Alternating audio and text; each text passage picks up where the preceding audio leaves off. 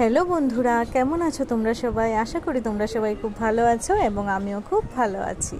তো আজকে নিয়ে চলে আসলাম নতুন একটা ব্লগ তোমাদের জন্য। তো যেহেতু সানডে ছিল, তো ভাবলাম সানডেতে তো অফিসও বন্ধ, তো সামনে কোথাও থেকে ঘুরে আসি।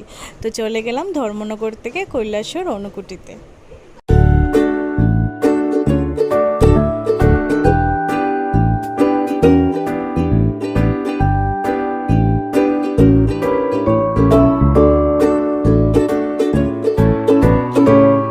অনুকুটি এটি ত্রিপুরা রাজ্যের একটি প্রত্নতাত্ত্বিক স্থানের মধ্যেও পড়ে। এটি বিশেষ করে পাথরে খোদাই করা বিশাল বিশাল মূর্তিগুলির জন্য বিখ্যাত।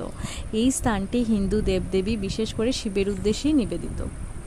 এখানে শিব, পার্বতী, গণেশ এবং অন্যান্য অনেক হিন্দু দেবদেবীর মূর্তি রয়েছে এবং এটা ত্রিপুরার কৈলাসহর মহকুমাতে অবস্থিত।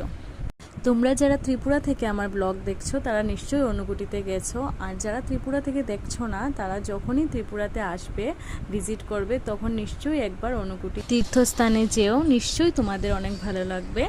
এবং এটা ছাড়াও যদি তোমরা মেলাতে আসো, এখানে অনুকুটি মেলাও অনেক বড় করে হয় জুন জুলাই মাসে, যদি তোমরা মেলাতে আসো তখনও অনেক ভালো লাগবে তোমাদের। তারপর এখানে কিছুটা সময় কাটিয়ে আমরা বেরিয়ে গেলাম অনুকুটি থেকে, এবং বেরোবার পথে একটা ছোট ভাইয়ে ডাব বিক্রি করছিল। তো ভাইকে বললাম যে একটা ডাব কেটে দাও, তারপর বসে বসে ডাব খেয়ে তারপরই বাড়ি ফিরলাম।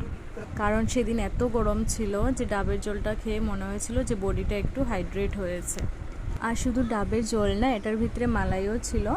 তো যাই হোক, এখানে খাওয়া শেষ করে আমরা বাড়ির পথে রওনা হলাম, এবং আশা করছি আজকের ব্লগটা এখানেই শেষ করছি।